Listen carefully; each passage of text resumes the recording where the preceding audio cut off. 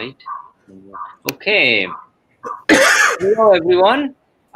Here, Young Titans platform again. We are here again on Saturday, September 5th. It's already September 5th.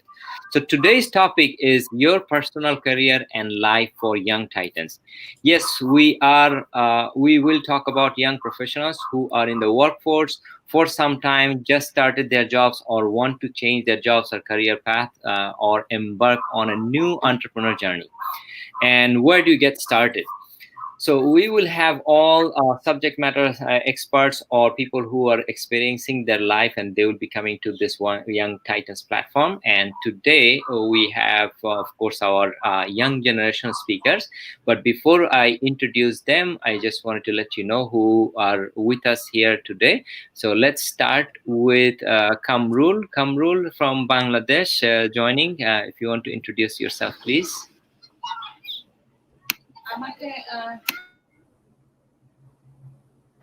Hello, everyone. I'm glad to be here. Definitely looking forward to this session, and this is something I think our generation is actually much needed. So thanks for bringing this out to the world. Thank you. Ron, if you would like to get started with your introduction. Thank you, Sheikh, and everybody. It's great to be with you. Our business is the Cooper Culture. The emphasis on the word culture, where we help businesses establish a culture, and that is an environment where young professionals can feel like they are genuinely a part of a business. So, Marty, my wife, and I are business partners, and we look forward to working with each one of you. We know how difficult it can be to get started in a job and be happy where you are. So we would be happy to work with you in any capacity that would benefit you. Okay, Jahid, we are live in the Facebook page also, right? I hope. And Raj, if you want to introduce yourself. Sure. Well, first of all, let me welcome everyone, all the young titans. This is a beautiful platform. I already spoke over here, and I hope I added value. And today, the speakers, I am going to let them introduce, but they are going to be adding so much extreme value to you. As a part of the team, I am a coach, I'm a trainer. For 30 years, I was working as a chief financial officer. And after that, I have my own business, had my own businesses on the side. Right now, I am working with a radio station where I have my show. I just authored a book. So lots of things going on. And I'm trying to add in value wherever I can, specifically if you can learn from me and my journey. That'll shorten your time instead of reinventing the wheel. If you listen from all of us who have already gone through these things, then what happens is that you can learn from it and don't make the same mistakes. You'll have to make mistakes to learn, no question. But what happens is it shortens your time frame and it puts you much ahead. So that's the main aim for us to be here to add value to you.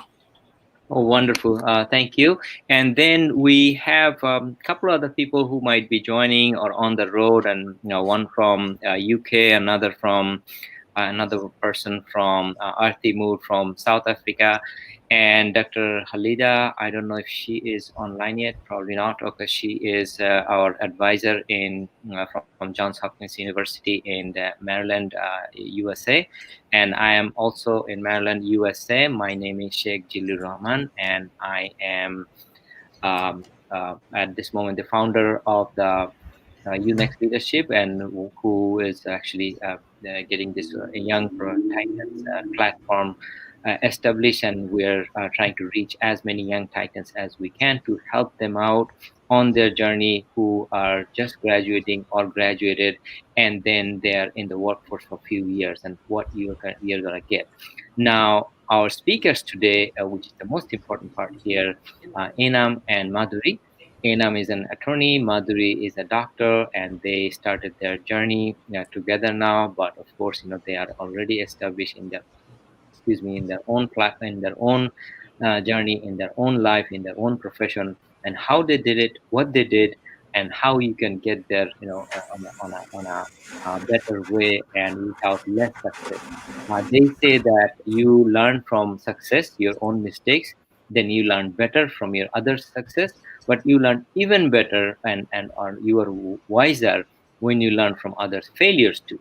So we're going to learn a lot of things, and at the very end, we're going to close with some more bonus questions or tips which you will enjoy, and hopefully this 1 hour will go fly by.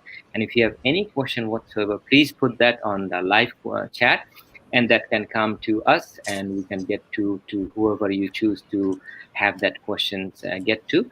Or if you have the questions for Enam and Madhury, that's also fine. So let us get started with Enam and Madhury. If you guys want to just introduce yourself first, and then let's start your journey and the story of your journey. So that would be awesome. We are really looking forward to that. So it's yours, Enam, Madhury.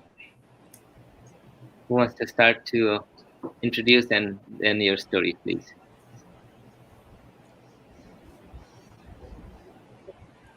Oh, okay. Can you hear me? I just Yes. wanna make sure. Oh, okay. So thank you very much, first of all, to you and the Young Titans platform for inviting us today. It's really a great honor for us and pleasure to be able to share our experiences with the audience regarding, our professional and family life. So I wanted to thank you all again for having us today. So we are going to sort of interweave our session. I'll be speaking, and also Enam Hoque will be speaking, and we're hoping that this will be a collaborative session, and that the audience can also ask questions as they arise.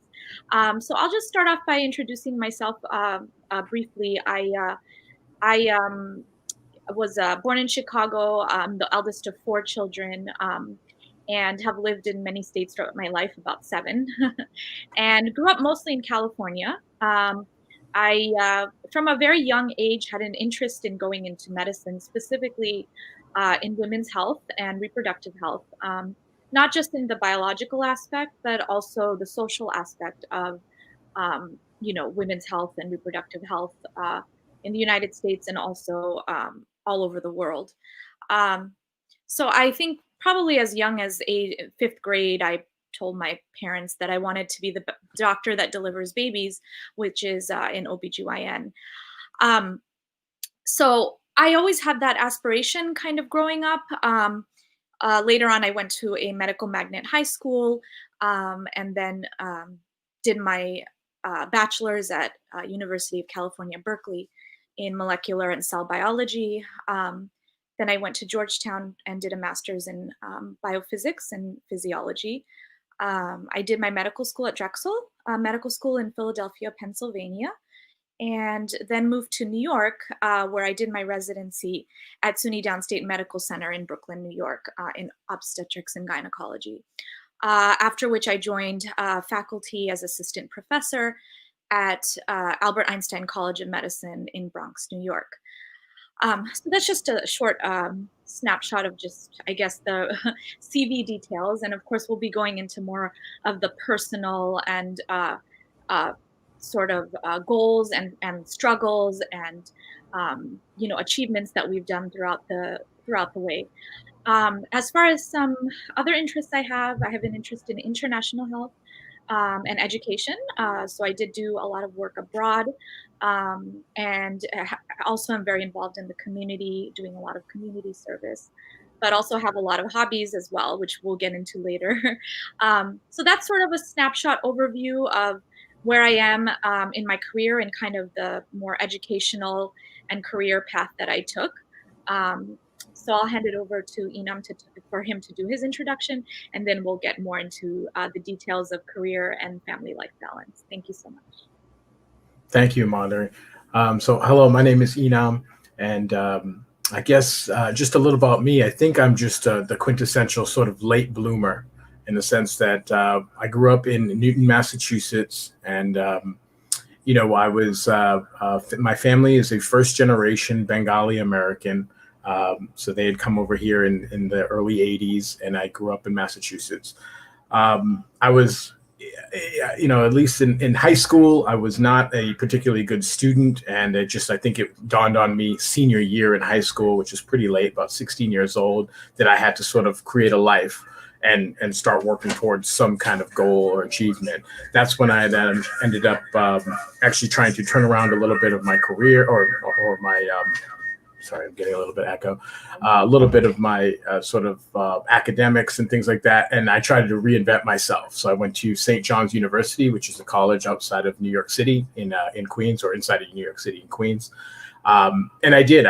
Even though I sort of had this mind frame that I was a poor student and that I just didn't really try to use all my capabilities or wasn't particularly ambitious. I just decided, you know what, that's just a narrative that no one else but me knows, and I sort of flipped the script.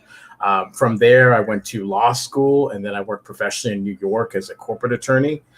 Corporate finance, and now I end up in the financial services realm.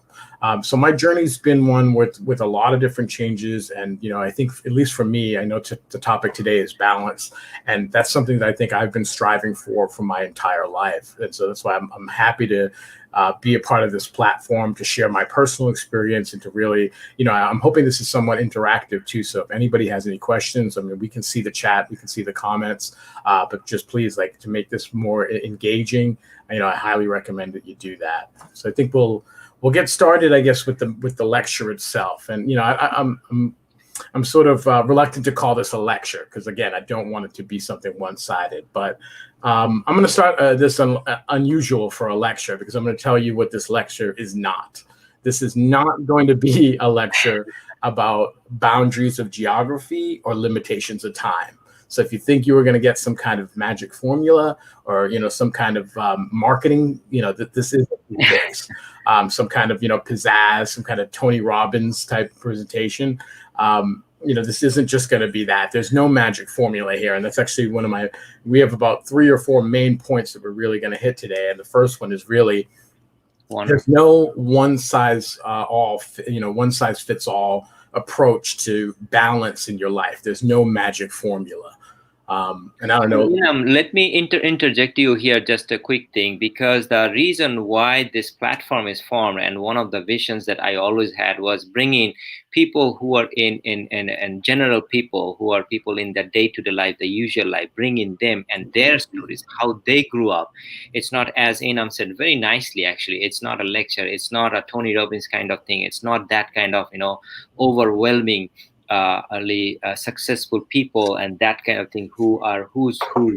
But at the same time, these are who's who in general life. These are the people who did from scratch and from their own life, how they build their own life. So as you just heard, Enam, I know him from childhood, so that's why I can even interject myself. I have that privilege to let you all know that yes, from the place that where he started and the struggles and the immigrant background and everything there, his parents and everything, and Madhury is not too different from that, and from there where they are, and it's not there, and at least Enam, as he said, student wise or school wise and stuff like that, it's not like they're cream in the school or anything like that. But I thought, I think he's a very bright, very good student. But regardless of how he says, we're going to concentrate on that. But we're going to go back to that again and listen to that, because that's where the meat is. That's where you're going to get your inspiration, your encouragement, because something that comes within you, as he was saying, at some point his life turned around at high school level or whatever that is, and whatever that triggered him, and that's what we're going to learn, and that's what you're going to feel, and that's how you're going to flourish. But yeah, don't make me stop you guys. Please carry on. No, and I love those topics and what you're bringing up, because whenever I get a platform to speak to young people, and I've done it when I've gone back to high schools or even grade schools, the number one thing I tell them really is just that, you don't have to, whatever you think is going on now, whatever you think your limitations are right now, you control your own script and destiny. At any time, there's a famous quote that says something like, your life is you're just one decision away from radically transforming your life.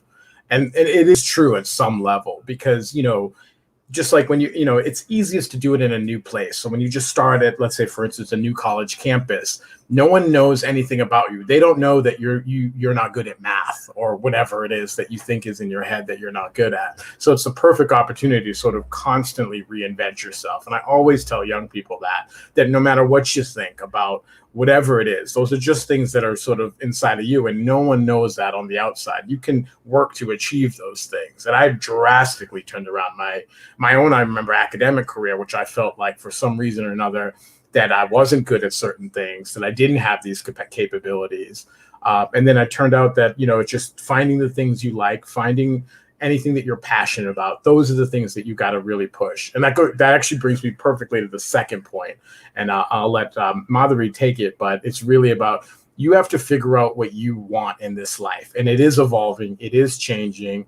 And it's something that maybe at 22 years old will change by the time you're 32 years old or 42 years old. But it's something that you need to try to figure out. And it's going to change, but it's something that you really should be emphasized, and not about sort of societal expectations or cultural expectations or influence, but really the things that really motivate you, the things that get you up in the morning. Yes, absolutely. So just piggybacking on that point is that I think that's one of the core principles of having some type of balance or satisfaction in one's life is making sure, really taking a step back and removing yourself from this circle of your family expectations, your cultural, societal expectations, and really looking deep within yourself to what makes you happy or passionate or excited, to do. And, something that will, get you up in the morning, that will make you want to go to work, that will make you not only want to do what is defined maybe under your role, but maybe even go past that and to explore new opportunities or new niche or specialty areas. So that I think is very, very important. And to realize that it may not just come to you one day like an epiphany. This is something that I think people ask you, once you've finished high school or college, like, oh, so what are you interested in? I mean, you really have to kind of delve and explore, and that's okay. Delving and exploring into lots of different things that may interest you, and finding that one place where you feel like, wow, this is something I'm truly passionate about that I can really, really excel and work towards. So like, even for me, in my personal story, I knew from a young age that I really had an interest in medicine. But surprisingly, that actually did not have anything to do with my parents' influence. That was something I came up with on my own. And just delving deeper, the women's health issue, like, one of the reasons why I felt passionate was because growing up, I realized a lot of women's health issues weren't spoken about. A lot of reproductive health issues were taboo. And going through my own experiences or my friends' experiences with kind of even things like sexual harassment, domestic violence, things that are hard to talk about, that I felt, people were not open about. And that was very passionate to me, to be able to be in a role where I felt like I could talk freely to people and help educate and help also give the medical guidance to be able to get women out of those situations. So it was a very passionate, like deeply rooted part of me that actually spoke to me for my career. And everyone is different, not one size fits all. So people may come to different conclusions at different parts of their life. But just to really reiterate that at the end of the day, when you finish college or you start your job, it's just you. You're the one that's getting up in the morning, going to work. So you really want to be in a situation where whatever you're doing is beneficial, makes you happy, and is rewarding. And that can be a lifelong process. Things may change, circumstances may change, and your priorities may change. And so just realizing that things aren't always set in stone, that there's a gray area, there's no black and white, and life, that's the great thing about life, that it's a constant up and down, a flux. And if you're able to be flexible and adapt and be open to new ideas and changes, which I think come with, and we'll talk about it later, as the more you attend these types of platforms or meet other people and really gain some new ideas or experiences that can really help. So I will. Oh, wonderful! No, it's really good, and that's what we want to hear. And we are getting some comments and some questions already. A couple of email came to me too. But Dr. Halida just entered. Dr. Halida, if you could, because you are of course one of our my inspiration to get this YTP started and get the young people to get the encouragement and inspiration and everything. And according to our conversation and everything, we got started with the new generation people as well. Enam and Madhury is right here as a proof, and of course inspire the next generations and so forth. They themselves are very young, actually. They just started and their couple journey and everything. So wonderful to have them here.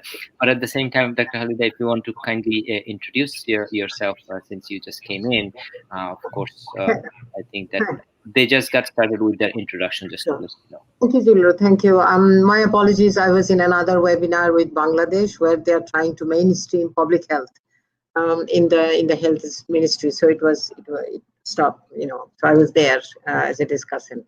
Welcome to everyone. I think this is very important platform, and who are attending, I'm sure they have much to learn. And thanks to Madhury and Enam for being today there. Look forward to hearing you more. Thank you.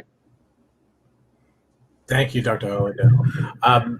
So I guess there's two things that I think Madhury just discussed that I think it's worth kind of delving into a little bit. One is, I think at least for me personally, my journey and what I consider to be sort of fulfilling, I have found, and it was something that I found definitely later in my life, but service to others, cultural, and community service and things like that is something that really does feel good. I'm in a part of some groups here in New York City where I think sometimes people talk about if they're having a bad day and sort of how to get out of the rut. And somebody always says, just go do something nice for somebody, anybody. Because it's just, there's something so nice about that. And there's tons of psychological studies, and you can Google these things or Bing them or whatever. But there's just service to others as a component that I think, at least for me, has been extremely rewarding and fulfilling. And it's been something that it wasn't really a part of my journey early on.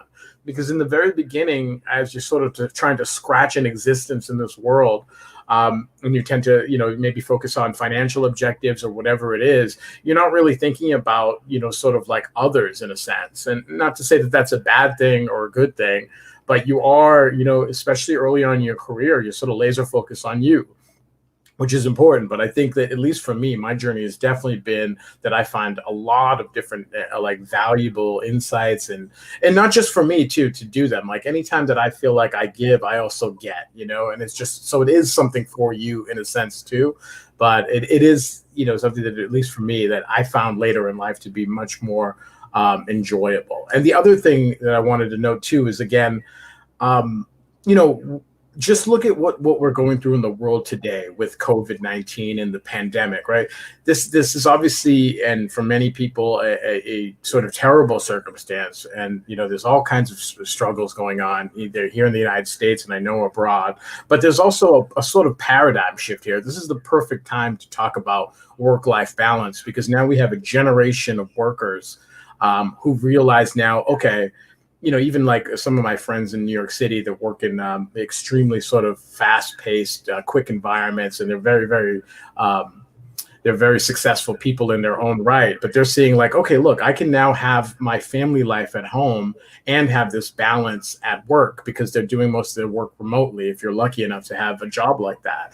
But it's just it's a paradigm shift, because it's introducing a way of life that never really existed before this. This isn't your staid sort of 9 a.m. to 5 p.m. job in, an office building somewhere or in, some kind of factory or location. That people are finding that there's this mobility here. So I wouldn't, you have to deal with life circumstances. You don't have as much control as you think about how things go. You definitely do have to take things to go, go with the flow sort of. And, this is one of those circumstances that we're dealing with in life right now. So it's really encouraging. And I know that young people are, they're being activists and they're embracing this role, but it is important to realize that we're in the midst of sort of a change here. It may snap back. Everything could go sort of back to what it was last year. But, I suspect that there's going to be things here that sort of stay. And this concept of a work-life balance is definitely something that I think people are going to take another look at when we now enter this sort of new era. Yes, absolutely. Thank you for that. And I completely agree with your 2 points. Number one, that, finding a balance of something that's rewarding for you. So, for example, like you described, community service, giving to somebody, that also applies to me, like being able to, do something for others or give some type of community service. Now, that may not be for everybody.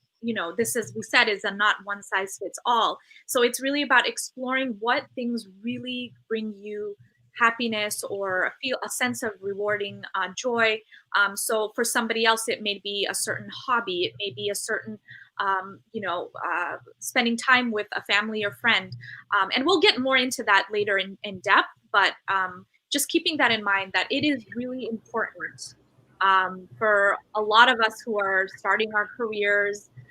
We're so focused on, oh my God, I have to do well at this job. I want to advance in my career. I want to go up the ladder. And I think what we are trying to say is that a healthy way of balancing that career goal with also life satisfaction is by also engaging in other activities that will be rewarding to you personally, and it has nothing to do with your career or other expectations from society.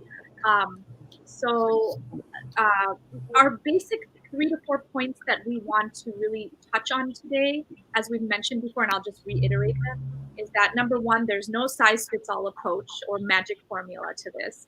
Number two, you have to really figure out what you want for yourself, not, uninfluenced by other factors around you. Number three, that balance is really equals fulfillment, that it's really about like figuring out what fulfills you. Yeah. Not what it is to somebody else, not what you think it should be, but really what is personalized to you. And that word was selected very carefully there. Notice we didn't say balance is happiness in your life. And again, this goes with, I think, the overall picture of at least my own life experience, that happiness is something that does, and yes, you do want to fill your life with joy and things like that.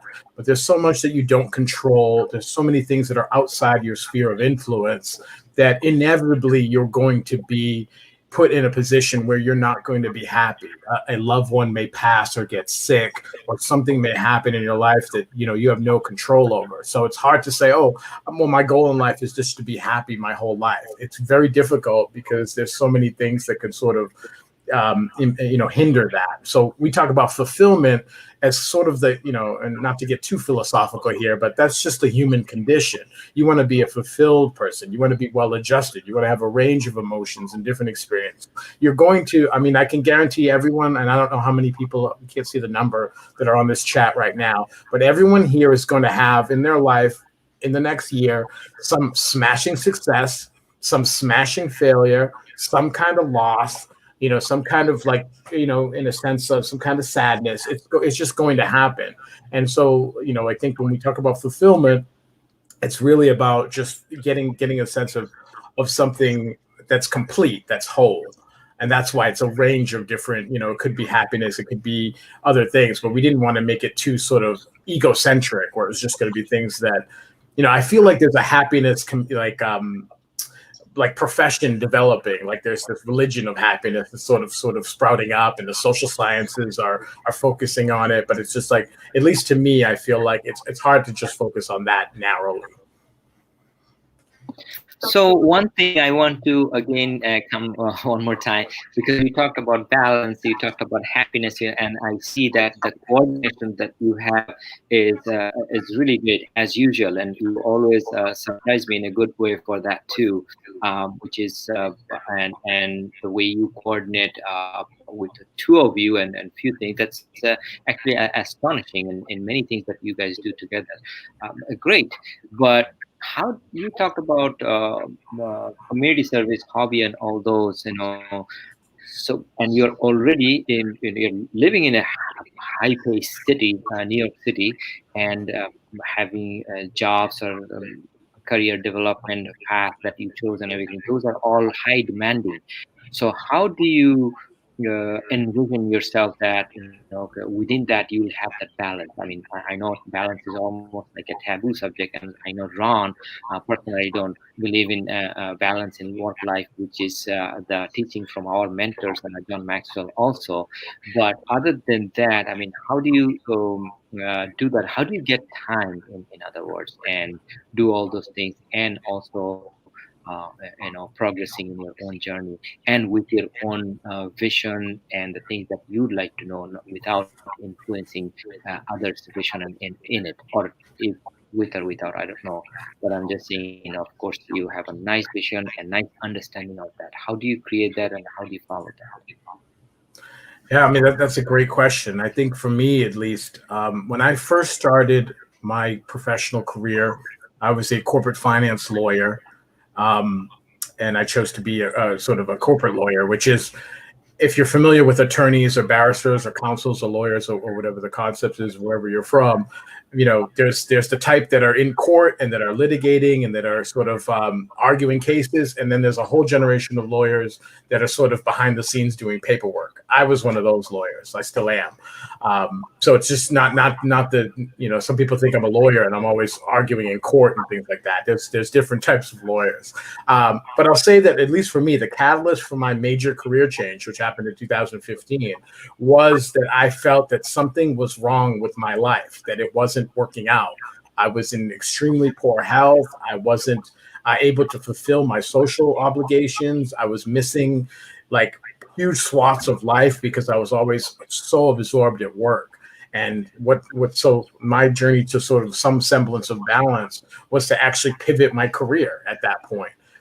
So I was working maybe 80-hour weeks, waking up at 9 a.m. or going to work at 9 a.m., working till 10 o'clock p.m. on the usual, sometimes much later. I would usually work Saturdays as well. So I had one day off. And even though it was enormously lucrative to work those hours, and I was lucky enough to have a career like that to start with, something was definitely out of whack. So at least for me, it did come with some degree of sacrifice in order to have something more akin to balance.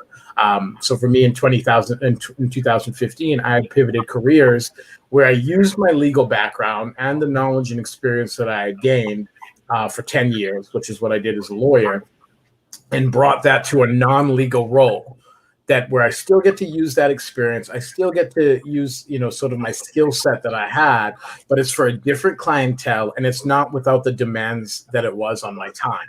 So, for instance, I basically looked at it as if, okay, I sacrificed some level of some portion of income, but in return, I did gain nights, free weekends, able to actually fulfill social obligations, able to go on vacations and not have to deal with work or think about work or have something come in. And so, some of it is sacrifice too, because at that point, I felt like I couldn't have both here. I couldn't manage my own time and go to the gym and work on my personal health or my spiritual development or anything like that, because I was sort of dominated by work. And I didn't realize that too. The funny thing about that is, at that moment, if you're surrounding yourself with people that are in the same sort of boat, so to speak, that are in the same sort of life current as you don't realize that could potentially be abnormal. For instance, like in the United States, being a lawyer or being an attorney is much different from being a teacher, for instance, or a doctor. Teachers have, summers off and they can have, other things. But if I'm surrounded by people that are all in New York City, in finance, trying to climb and trying to, be in what they call here, sort of somewhat derogatorily, the rat race. If you're in that sort of scenario, you sometimes don't realize how much there's other types of life that work. So you almost have to kind of get a glimpse of, okay, what am I assuming here? Why do I think this is like totally normal? But I think somewhat intrinsically, I felt that something was off. Yeah, no, thank you for that. I think that's a really, really good point, is when we are surrounded with maybe similar like people. We may not, we may be in a bubble. And I think that one of the main things I always say is try to step out from whatever bubble you are in and try to open your eyes to other perspectives and look at things more generally. Because sometimes we get so caught up in these things that we don't even realize that things might be unhealthy or malignant. And so that's very, very important. I'm going to actually touch upon, I definitely believe that there are sacrifices that may need to be made in order to have the balance sometimes. But I'm going to touch a little bit about certain tips when you're starting your career to try to work through some of these things first. And especially with your employer or your colleagues. So for me, for example, when I first started working at the hospital, it was a brand new experience. I didn't have a supervisor over me. I had to make medical decisions on my own. I had residents or medical students below me who were looking up to me as the, person who's going to give them direction or make the final decision. And I realized that not only did I have that liability, but I had to also set an example for others. And that's a lot, I think, for many careers, I believe. You enter at a certain point and there may be people under you and there may be people below you, and finding that balance to be able to work with both as you're working up the ladder. So I would always say that when you're starting a new job, it's really important to, when you're going through your training, really learn the skills well. Don't pretend like you understand if you don't. Ask questions, ask for help, clarify, really feel comfortable with your role and what you are supposed to do. You don't have to pretend that, you're understanding something that you don't. And I think, showing from the beginning that, you're capable of working hard, that you are a team player. Another really big thing is communicating. If you have concerns, voice them, but voice them obviously in a respectful manner, but really show that you're an engaging employee that really cares about your role. And I think these impressions can be very important moving forward, because there will be a time when you want to be able to tell your supervisor, and a lot of jobs will have these end of the year evaluations, either every 6 months or every 12 months. And I think that's a very, very important time in your career, especially when you're early on, to be able to say, how am I doing? Be able to take constructive criticism. How can I improve what I'm doing? And then also be able to, on the flip side, say, what your priorities are or what you have done so far and accomplished. Like, make it known what you've been working hard on. And so I think these are really important things, because from the beginning, you really want to have that communication with your boss, with your supervisor, and you want to encourage your own personal improvements and growth always, because there's always more to learn and ways to improve yourself. So if you're able to establish that kind of relationship, I think from the beginning, I think that helps go a long way. Because what happens is and with your colleagues, like your colleagues, you'll see someone's sick, someone had a family emergency. If you're able to say, look, I will cover for you, or what do you need? That's really, really helpful, because there's going to be a time when you're going to have a family emergency or you're going to have a certain need, and it will be so collegial if your work colleague can step up at that time. So it's a give or take, and I think that's something that's important, that to make that work environment like a community. These aren't just your work colleagues, they're people too, with their own personal lives, their own children, their own sick parents, their own religious celebrations, whatever it is. So just keeping that in mind. And I think nowadays in the millennial generation, most couples are both working, almost 80%. So you want to really maybe talk also with your partner about how you're going to kind of have this work-life balance, and kind of talk about the roles and dividing up things, because you don't want it to be too overwhelming for one person. So both people have to kind of help in with household chores and other responsibilities, but also maintain that work life. Another thing I would say is, when you're starting early in your career, think about your goals. Think about your short-term goals. Maybe, I want to show everybody at work I'm doing well and be promoted and make more money. But what are your long-term goals? Are you thinking about family? Are you thinking about other interests that you want to pursue or other hobbies? Some people have other things they do on the side. They may be a musician on the side. I personally have an interest in theater. I like a lot of like acting and public speaking. And so it's how are you going to fit all those things in? And those are really important to think of even when you're starting your career, because you really want to kind of shape the way that your career will grow according to those goals. A few other things I would mention are finding a mentor, whether it's at work or outside of work. That's always helpful because you want to have someone, when you don't have that much experience, you really want to get advice or guidance from somebody who's had that experience, somebody who will be able to tell you, how you can improve, someone you can go to for help, someone who may even give you a recommendation later on. Networking is very important. I would highly recommend going to any work events, even social events, because remember, your colleagues, your boss, your supervisor, they're all human beings. They're all people. So you may see them at work in a certain way, but when you go to like a social event or a holiday party, you really get to know them as a person, and that can really help your relationship with people at work and realizing the humanness in them. And that really plays a role later on when you need a certain balance or you're going through a difficulty in your life, because we're, at the end of the day, everybody's human, even though at work, everyone may have a facade or may have this very, different approach. So I think that's also very important. Getting involved with professional conferences, if your work has conferences they go to, networking with other people from other companies. For me, it would be for doctors from other hospitals.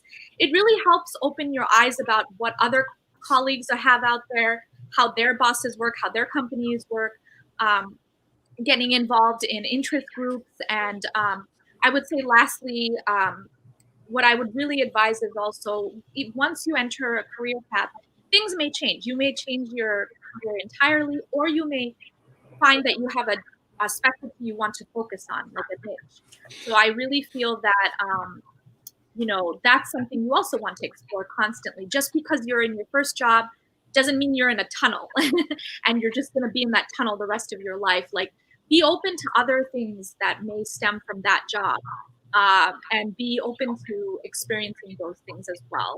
So for me personally, I would say, even though I'm a physician and OBGYN can be very grueling, I realized that not only do I like the medicine part of it, nothing else really would probably get me up at night unless it's the delivery of a baby, I realized. But I also realized, wow, I like education. I like educating residents or medical students. So for me, I wanted to go to more of an academic institution, even though that's a lower salary than, say, if I were to have joined a private practice. Or the fact that, I like international health, or I like, really focusing on a lot of social activism. So those are other avenues. So for example, in our hospital, we started creating a curriculum for social OBGYN, women dealing with other social issues, and kind of how we can help these women when they come in for their OBGYN care to actually address those issues. So there are different ways of incorporating some of your other interests with your career. And some of the ways that may be able to be more clear is through like having a mentor or networking with others, or even telling your supervisor during these evaluations, like what some of your interests are and maybe your ideas for how you can incorporate that into your own job description. So these are just a few pearls that I feel really helped me during the first 5 years of my career. And then noticing that sometimes your goals and your employer's goals may not be the same, and that's okay. Sometimes it's okay to make a change. It's okay to go to a new job and have a new experience. It's not the end of the world. There's plenty of jobs available, and at the end of the day, you want to be happy. No one wants to have a life that's just based on work. You want to be fulfilled in whatever way possible. And notice that even though this is a discussion about work-life balance, right, we're giving you a lot of tips for what you can do at work, because don't think that, and I love how Madhury went into that, like, it's not just as if, okay, this is a silo of people that are in your work life, and this is a silo of people that's in your sort of social circles. Like, you should be treating those people and sort of, you can be friendly and you can even be social with people that you work with. And so it's important to communicate, to mentor, to network. That's part of the integration of your whole life. So don't always look at it like, okay, I've got this career and these are my work people and then these are my family and then these are, these are just roles that can be changed or identities that can be changed around. So it's a much more sort of balanced environment in your life when you can go to a colleague and tell them, hey, look, I'm having a bad day or I'm going through something at home, and to have people to understand that, to sort of humanize you and see you as not just a employee or not just as a colleague, but as sort of a friend. So I would really, really encourage you to, again, avail yourself of all that. So I actually have two questions, one for you, one for Madhury. And I understand you guys already talked about, I think, happiness, humanness, and the human part of, everybody at work and everything also, which is great. I know it's never going to be impeccable, but at the same time, some people can make it more perfect than others. And in order to do that, you do some of the things when you are young. So for Madhury, it seems like this is the question. It seems like she took a very important decision to become GYN at a very tender age, and she remained steady to achieve that. A great inspiration for all, especially today's young women listeners. As a woman, I understand it is twice as hard to prove yourself. Can she share any of her struggles and overcoming stories along her way on that? Sure, that's a very good question. I think, for all women, I think, there can be a struggle of, just proving yourself or getting, climbing the steps of your career. And of course, thinking about family life. A lot of women now are delaying a lot of their family life to be able to get educated and have their careers set in motion before they they endeavor into family life. So, what I would say is it's always a struggle. Everything has always been a struggle. I've gone through many different struggles in many different areas, not only I would say like in relationships or in the work life, but also, there's all kinds of challenges that come up, including, losses in the family or, personal things that come up. And I think what I would always suggest is that,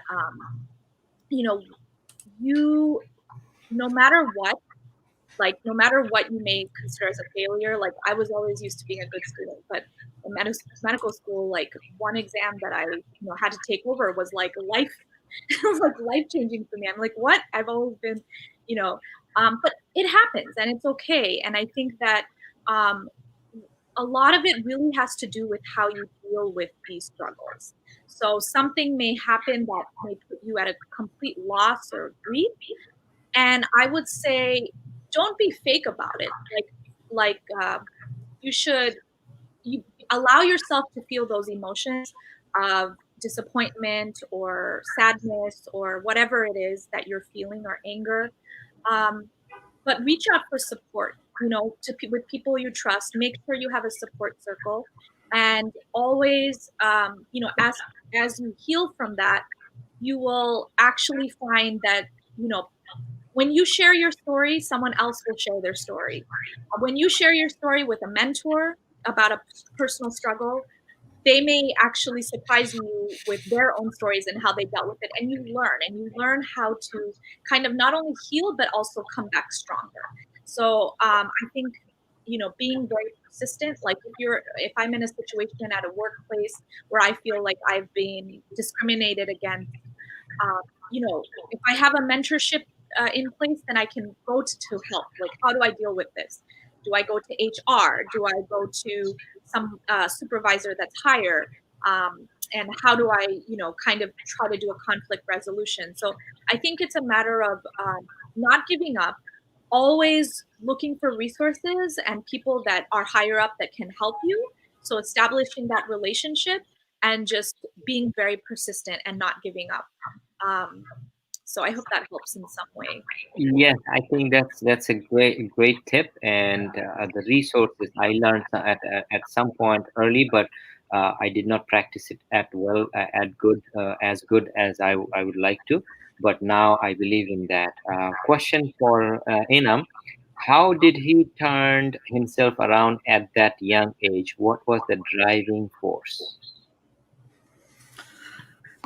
I mean, it's tough. I think just moving, at least in the United States, and the way education works, you go from high school, which is your primary sort of grade school, to college, and I think that was the first taste for me of, okay, I'm going to be leaving, my hometown. I'm going to go to a new place, and I think the idea somehow got in there that this is a reinvention, and I just got somehow a feeling that I could do anything now from here, that I'm in a new place, I'm in a new environment. So, I'm not sure if there was like a specific, sort of epiphany or anything other than just I think a big change of scenery, which I guess I'm just in favor of in my life, and that somehow works.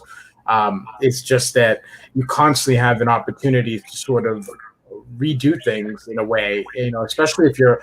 I mean, I think for some of that, it comes from I had some regrets. I've always had regrets for a long time in my life in different ways, and it's like, how do you manage those? How do you deal with that?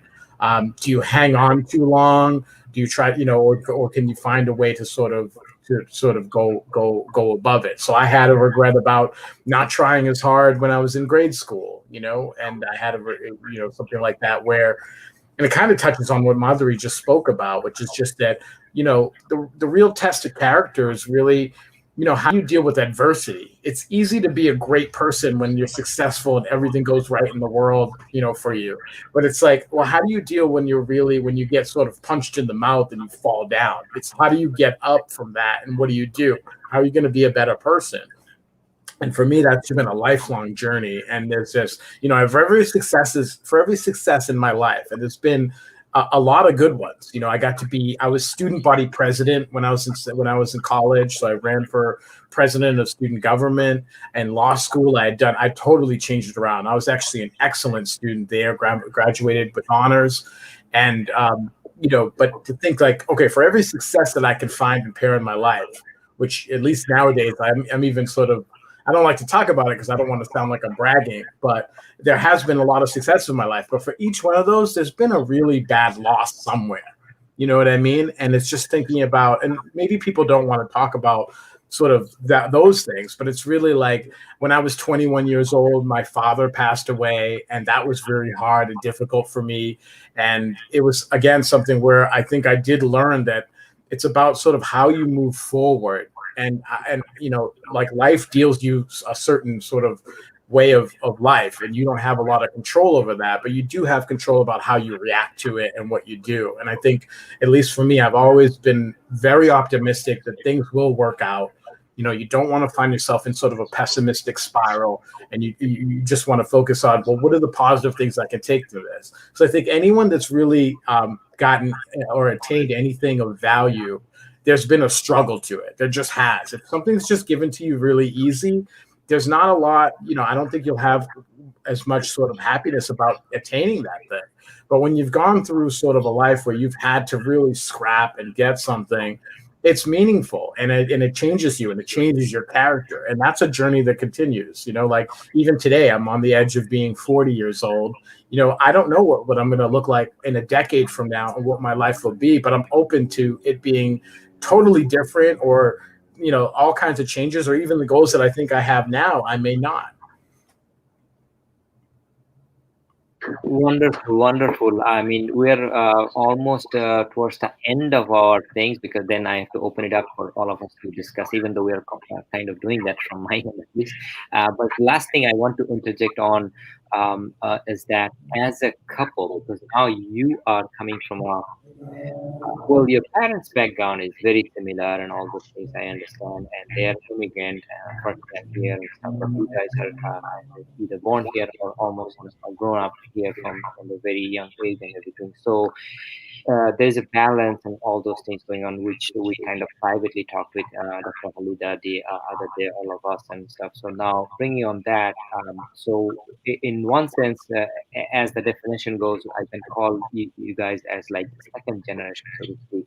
So on that part, and also as working together from different point of view, different background meaning different cultural um, establishment from family and stuff, and coming from different lawyer background and medical background, and so that too, and now working together, understanding each other. But you guys are doing great, and of course, God will bless you with more.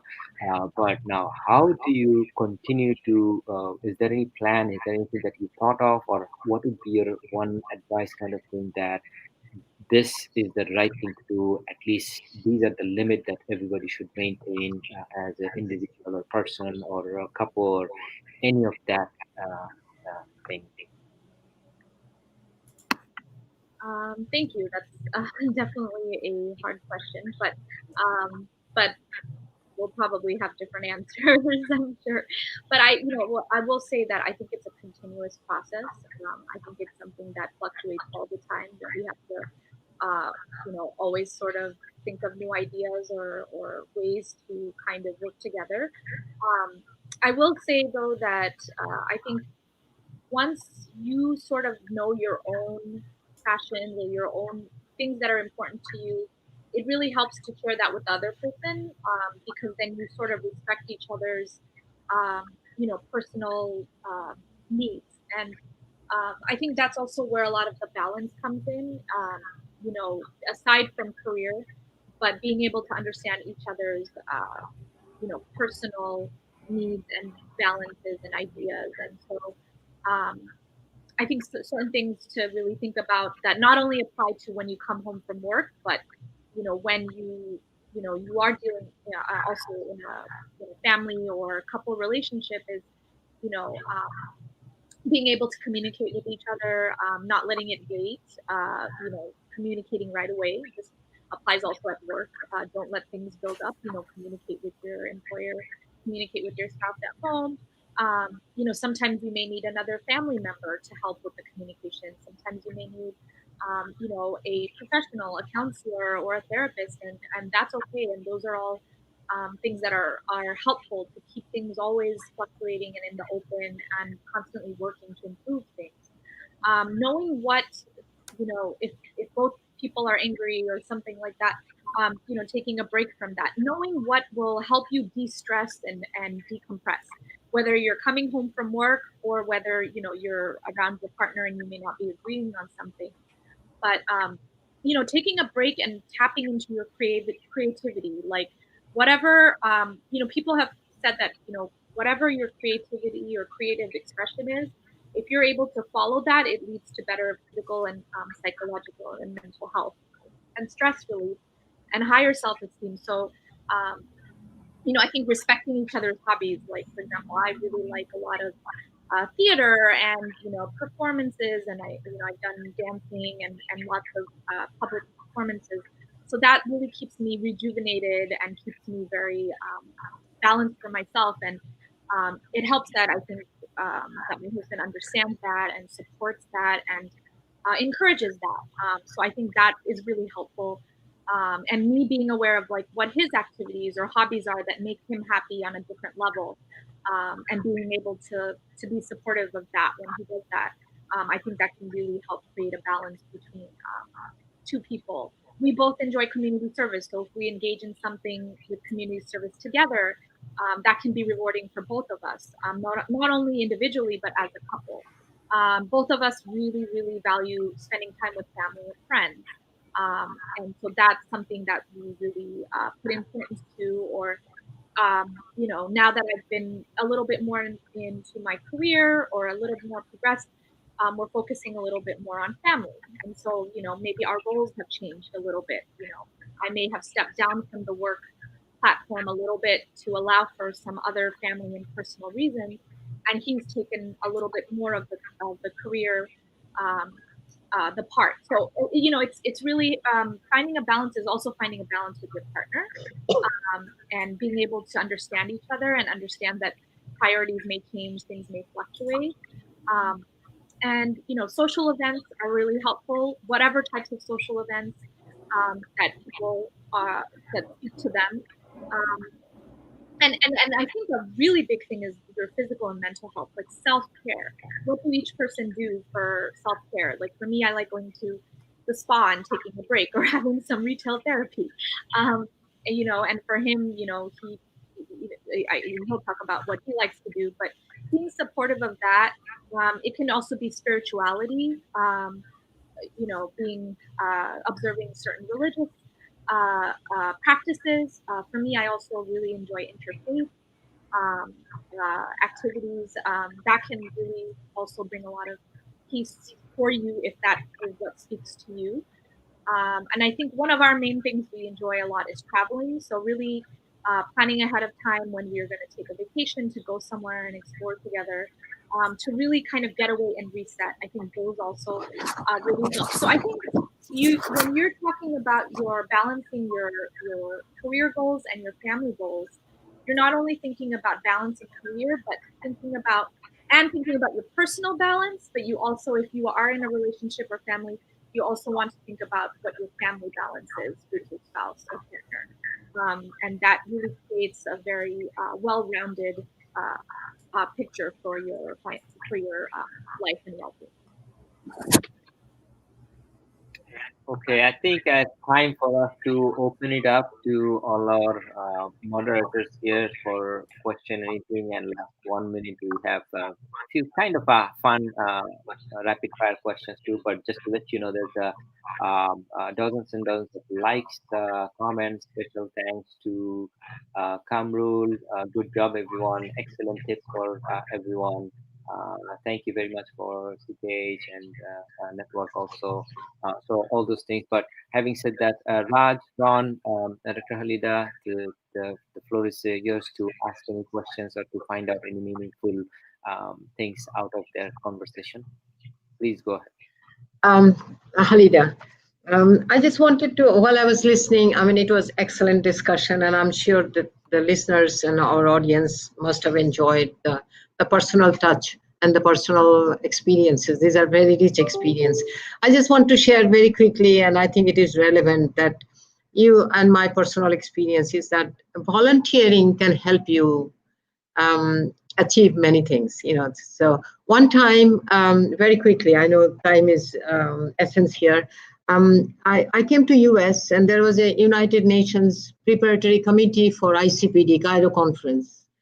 And my sponsor was a SETPA, who were Women in Management Group. And in that, I'm a reproductive health epidemiologist, I'm a researcher and all these things. So I said, what should I do? I cannot speak their language that well, that they have been talking about women in management. I said, look, I'm going to be your rapporteur. Okay, you discuss, and I will write it down, and I will make a presentation of the summary of that one. So I did that.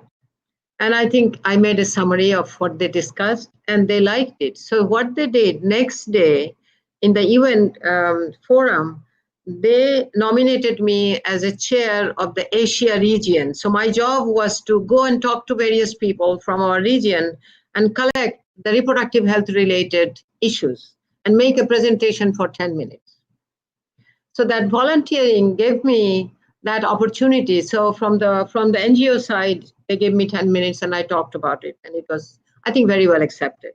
In the next PrepCom, that was PrepCom 3, I think this has an effect. And they made me vice chair of the chapter 7, where the chair was the ambassador Bigman.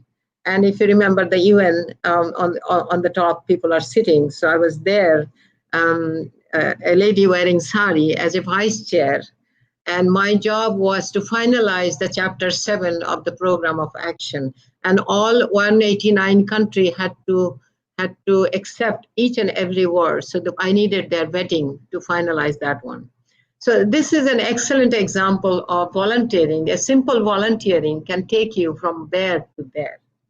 So this is what is my message for today. Thank you very much. Thank you for giving me opportunity. That's wonderful. Well, thank you for sharing that. I think that's a very important point. When I was saying that, go for mentorship or go to networking, go to events, go to conferences, be involved in You interesting, did, you yes. never know what doors open for you when you go there, because there will be other people there, and you absolutely may be connected in certain ways that you would not have even imagined if you hadn't done it. So really exploring those experiences, volunteering or making yourself go out there, but things that you actually enjoy. It shouldn't be true. for your CV just to check a box, but things you actually enjoy. But really, really try to be involved in those things because they may lead you to other opportunities. For me, I actually had a personal story. So I was really involved in different medical organizations. And like I said, I like hosting and emceeing and public speaking. So I did that in one of our New York cultural medical associations, which is where Enam's aunt was actually on the board. And I didn't even know her. I went to many events. I guess she saw me. And then later on, she actually was our matchmaker.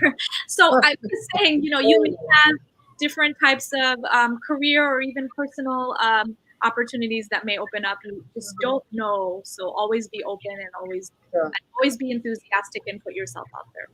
Thank you. Yeah. That must have been an important community work. Sure. Ron, you have any questions? Anything to add? Thank you, Sheikh. Madhury and Enam, thank you very much for your wisdom. Enam, I'll tell you very briefly, I resonate a lot with your background. You and I have a lot of similarities. It is my impression that we guys tend to put a lot of emphasis on work as our fulfillment.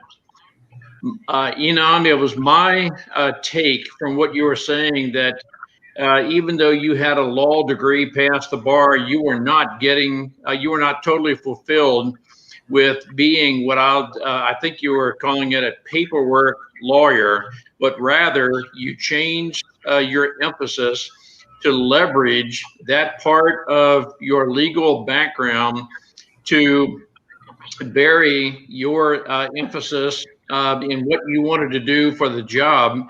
And with that, you were more fulfilled. We guys, when we are fulfilled at work, tend to take that fulfillment and joy home. And that to me represents a lot of the work-life balance. If I'm happy at work, pretty good chance I'm going to come home happy. I'm just curious, Enam, is my take, is what I just said an accurate representation of what you went through?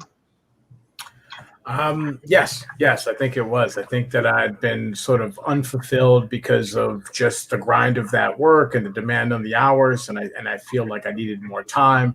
And to be able to successfully pivot, I mean, the best thing, that made it very lucky for me was able to take all those skills and apply them elsewhere where it's just not so demanding, and that I have to sit around and draft contracts or get on the phone constantly to negotiate. And I actually was able to use all those skills and present to other investors and take a different approach. But that's where it really was. Okay, now I'm happier there. And then what happened after 2015 after I made that pivot? Well, I got married.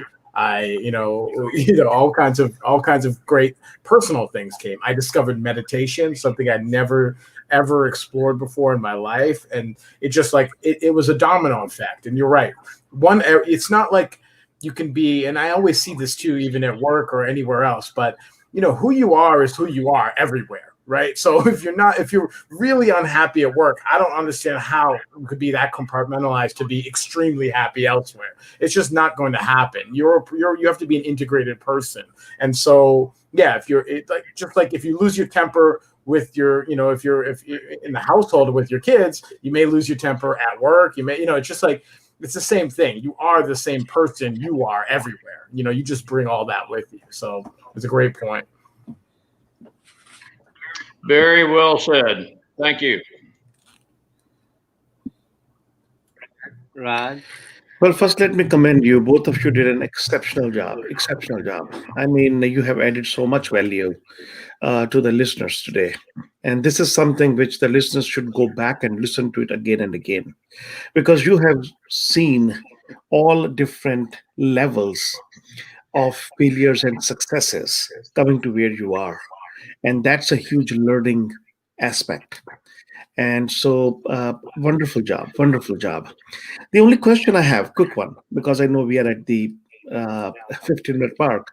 Um, in the next coming years, let's say next 5 years, do you think and create some goals for what is coming? Or do you work with the life as it is right now and you let it come through? How do you plan together as a couple on that?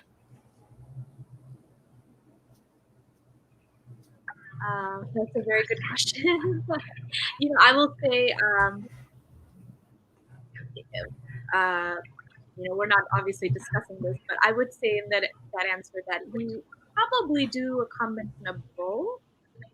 So maybe we may have some type of idea of what we may want coming up, but I don't think we're so set in stone that that's the way it absolutely has to happen. That things may change, that it may not go that way, and I think we're pretty open to that. I think both of us are pretty flexible, so I think it's a combination of both, like having a sort of a plan, of what we both may want or like or foresee, but understanding that it may fluctuate as well. So I don't know what you agree? I think I would say it like this. Like even when you have every intention, or you think you set a goal and you achieve it, or you set a life that you think you want and then you achieve it. I think at least my experience has been that, and I don't know why human beings are quite wired this way, but we're very take for granted people. So you could take for granted your spouse, you can take for granted your job, and all these things. And that's why I love talking to young people, because I can see in them what I used to see in me. So as much as it's helpful for me to talk to and enjoy my experiences, just engaging with young people helps me. I'll give you one example. I lectured to a bunch of law students, and I brought them into my corporation, and I brought them up to, we have a beautiful conference room on the 30th floor of a Manhattan building. And they said, wow, this view is so beautiful. It must be great to work here, because again, if you're not living in New York and you're not here all the time, it is a beautiful view. Mm-hmm. But, I worked a decade where I didn't care about the view anymore. And I remember talking to these young people like, oh yeah, it's like the little things like that. And I never forgot it now. So every day when I used to go into the office, now I work from home, but now I actually remember, oh yeah, I remember what that was like, how excited I was. The other thing I'll say is I had an interesting experience too with sort of about how things getting fulfilled in a way, and you are going to pivot and you are going to change, which is why we emphasize in our fourth point really about work-life balance, that it's always on the change or constantly on the change. Is that, I'll give you guys an example. I love to scuba dive, which is a really nice sport, and you can, it's expensive, but it's really pleasant. You can dive underwater, and it's really fun. And I don't get to do it a lot, so I love to do it. I would drop everything to do it. I once went on a dive trip with my brother and a bunch of others, and we were so lucky. We got to go to Australia, to the Great Barrier Reef, which is the most beautiful place to scuba dive in the world. We got on what's called a liveaboard, where you sit 5 nights on a boat, day and night, and you just dive all day. Even though diving is the best, most beautiful thing, I love to do it. I would do it right now if I could. After 4 or 5 days consecutively of doing something that I thought was going to be great, by the last day, I was sick of diving. I just was. And so when you ask me about what's going to look like in 10 years, I feel like it's going to be something like that, where even when you end up fulfilling or getting to some of these goals, you're going to want to pivot again, either for new challenges or for something. So it's hard for me to envision that our life is going to look a lot like what it does now. I really think it's going to be different in some way. I could change a career. I could pivot. There's new things to explore, and it's just like, it's always having that sort of curiosity, like the young people that are on this conference now have. And it's about having that sort of like almost like a childlike wonder still about what are these things, what are all these places and things that I don't know about, like I was an English major, and I don't know much about math or science, but I'm constantly sort of plugged into what's going on in that space, because again, I want to be more integrated. I want to know more things. So I could totally see our lives as sort of changing to something else, because it's just inevitable, I think. Oh, love that. Beautiful answers, both of you. Very, very good answer.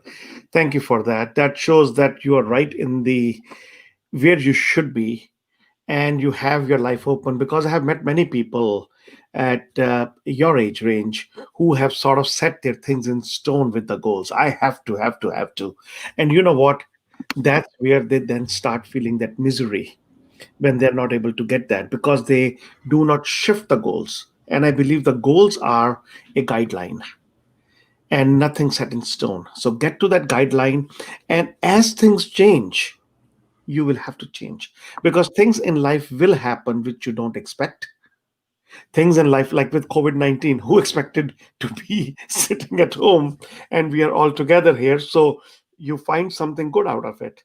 So thank you for that. Beautiful.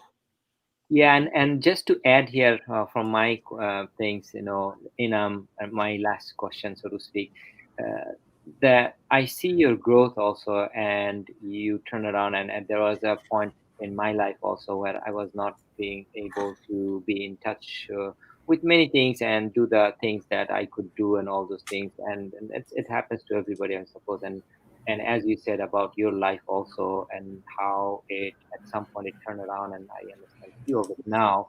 Some of it could be very easy to explain it, and some of it is not, and same for Madhury. And we could bring you again also, we can discuss, and I have so many questions. But the quick thing is, I know you have been quoted a few times in Wall Street journals, and a few times, in fact, last week also, or this week also, we talked about, or we texted.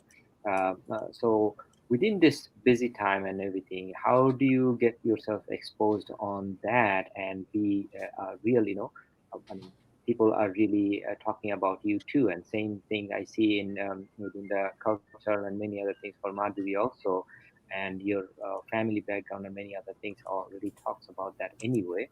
So how do you guys do that? I mean, you're busy, you're a couple, you're doing things, you're doing cultural things at the same time. People are actually, you're being quoted from people like, or entity like Wall Street Journal. How did that happen, and what is that about? Yeah, I mean, I think it goes back to sort of what Madhury was talking about at least when you're in your career, for instance, that you never know what, like, you need to like change your perspective. And it's actually what Raj just mentioned too, about how you see things, because again, you have very little control ultimately in what you think is going on in your life. I know, like, we're built as a society to think that we have all this, but we really don't. And so you never know where there's going to be an opportunity. And at least for me, it could be, building a relationship that I did with somebody from work, with a journalist, for instance, where we would chat and I would send them a piece. I'd always be there. And because we never got inroads there, and we wanted to be, Wall Street Journal is an extremely prestigious publication that a lot of in the financial world, a lot of heavy hitters like to read. And so it was almost about, and it wasn't necessarily like, okay, well, I want this from you and I'm going to treat this transaction. I treat someone like a human being, and I want to help them. I want to know them. And like the same things that I can help them, they can help me. So it's almost, again, a big give and take. So it's all just about, like, I can't emphasize enough communication skills, being able to write clearly. I do see in this like generation that's sort of coming up, because you guys are used to texting and abbreviations and things like that. It's really murky when you guys do like a professional thing. And I see it and I say, oh gosh, like you got to go back to fundamentals. You got to read, the best way to become a good writer is to be a good reader. For sure. Like, you got to go read good works of fiction or the New York Times, things with better vocabulary. But, it's all about communication and style, and how am I going to put this in such a way to that delicate sort of, at least for me with networking, I always felt awful about it. And I always felt like I was a bad networker. because, you know, I always felt like, well, I want something and I need something and I need to go get something from somebody. But when I drop that idea of me, right? Because I have a story going on that I'm a bad networker. So I take that out of the equation, and then I kind of approach it like, well, this is all a give and take, and you never know when opportunities are going to come up, you know? Wow, wonderful. I have a couple questions again came, so those should be almost the last end. After that, we'll take a minute or so, and then we'll end it because we are over time. Okay, from Artimur, when people change your thinking, how do you respond?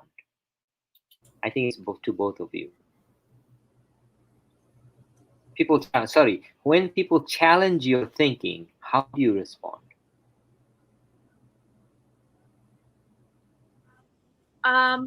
You know, I think that is something that always should be taken.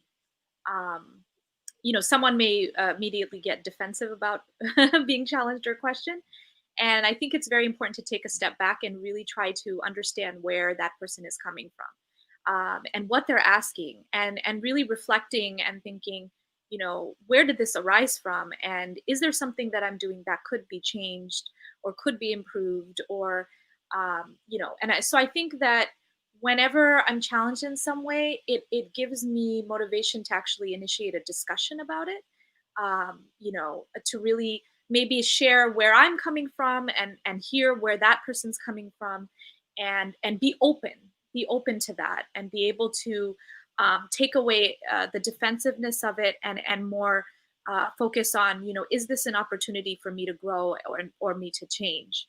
And that's something that I think, you know, takes some level of you know, maturity or understanding or respect. Uh, but I really think that it can actually facilitate a better discussion, which may actually contribute to a better outcome at the end, depending on how you go about it.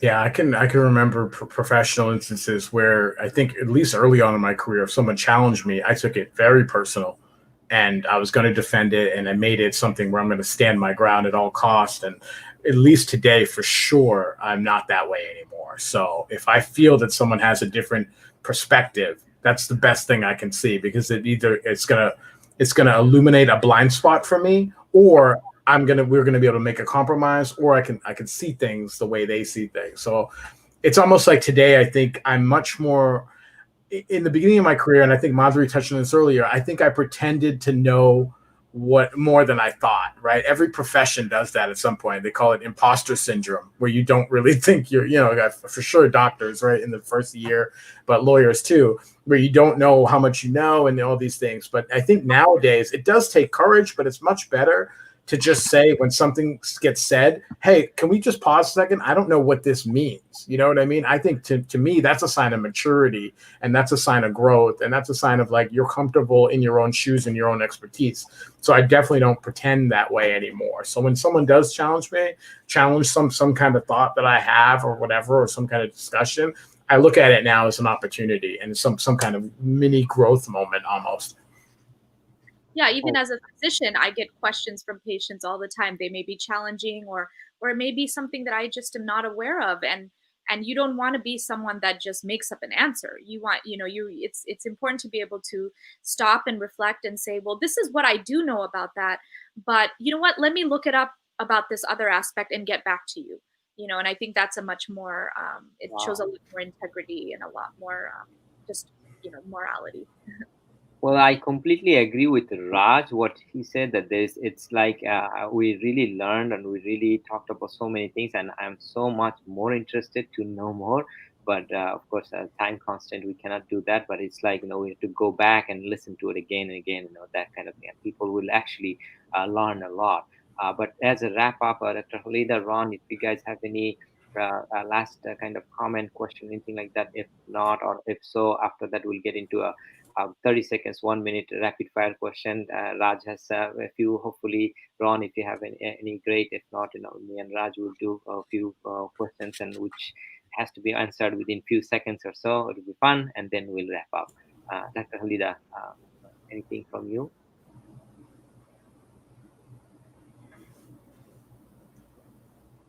Here, are you on mute? not going to ask question, but I think this is very rewarding. This is very inspiring, and this is very encouraging to see that how a couple in the United States, started their career and then had moved on. So these kind of life part of the cycle of a life is a good example to our people. We should do more. Zillu, thank you to you for bringing such couples, and I think these are excellent examples. We should do more of that. Thank you very much. Thank you, Madhury, and thank you. We promised to bring this kind of topics and people in our platform, Young Titans platform, a place where you can come and join the community to learn, get inspired, share, and discuss your profession, career, your career path, or any work or life-related guidance. This is why Young Titans come to learn, starting from interviews, first jobs, preparation, corporate and culture understanding, career change, new skill learnings, and many more. So last Saturday, we didn't. Last time we had Raj who came in the platform to talk about finance and money matter, which we'll keep doing more. Ron talked about relationships, and Dr. Halida opened our platform. And then next week we have Jan Roberts, who is coming from Scotland live, and the week after that we'll have Arthur Moore from South Africa. So we have lined up, and then after that, next month we have two wonderful professors from West Coast who will be talking. One from West Coast, one from Ireland, a trainer or a CEO of a big training company. So there's going to be always some kind of thing, value addition coming to the young professions. But not right now, we're going to get into a few seconds of rapid fire questions. With that, we'll end. Thank you to Madhury and Enam and all of you who are watching and will be watching this later on, I know, and talk to Dr. Halida especially, and Ron and Raj, of course. So, Raj, do you want to start a couple, and then I'll do a couple, or you want me to start? Well, in lieu of time, I'll just ask a quick question with one thing. What is one word that describes you? What is one word that describes you? That's a good question. And that's a rapid fire question, so you can answer within 2 seconds. Oh man. Hardest question, huh? Yeah, I think it'd just be optimistic. Okay. Madhury? I would say passionate. Thank you. Good, Sheikh. Okay, my question, Madhury, what is in your handbag now? We'll need another 45 minutes then. Right. I don't know if you want me to tell you everything. But probably my wallet, phone, makeup bag, snacks, tissues. Okay, what is the big regret, if you have any? You don't have to answer. If you don't want to, you can say pass, that you have in your life.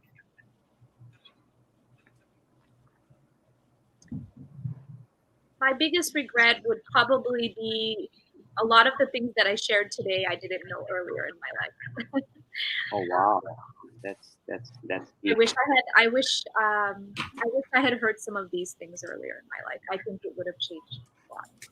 But it's never too late. So that's deep. Yeah, I'm gonna use this as a marketing tool also. This exact same sentence. Enam, for you, any big regret?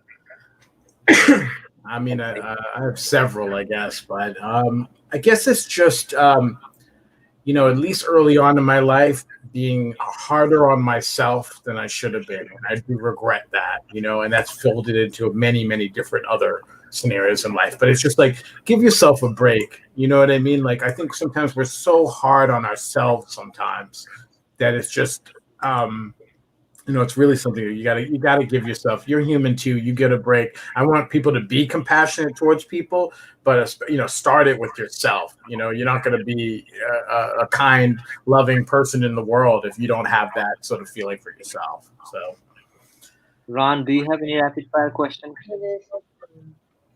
No, I'm good, Raj. I mean, Sheikh, in the context of the time we have, but thank you for your insights, Madhury and Enam. Very well done. Yeah, thank you. I have one more actually. Sometimes you say die young. I kind of use that also. What age do you think you would die at if God given you permission, and why is that? What age do I think I'm going to die at? I don't know. I'm going to say 89. But no, it's I think I'm going to die as young as possible. I think you gotta look. I look at it. It's always there's a coping mechanism people use called play the tape through the end, and you could play it backwards too. And it means flash forward. Sometimes I think something like death, which not many people want to talk about, because it's just not a pleasant subject. But it is good to think about. Well, at the end of your life, what are you going to have that you're going to be proud of? What are you going to regret? So you're going to say, I don't think anyone personally has said, oh, I wish I spent more time in the office. You know what I mean? And I always took it to be, okay, well, start backwards from there then. I don't want to be in this position where you end up doing something or there's a great book, and I'm not trying to pitch anything, but it's called like The 5 Regrets of People Dying. And it says, and it's about a hospice worker who interviewed all these people at the end of their lives, over 10,000 people. And there's 5 top regrets. You can go and Google it. But one of them is like, I wish I spent more time with family and friends. I wish I didn't live my life under someone else's expectations. So even though it's kind of a silly question, I do like thinking about that sometimes because, it's good. It's challenging for yourself to be in that mind frame. Okay, that'll be all from me. Raj, anything, or we'll end? No, I think we should end. It's been quite, we have gone quite over the time. And, all right, then thank you all. We'll leave. Jahid, thank you. Very much. Thank you so much. And also, take care. Be safe. Bye-bye now. Bye. Take care. Yeah. Thank you, Madhury and all. Thank you. Thank you.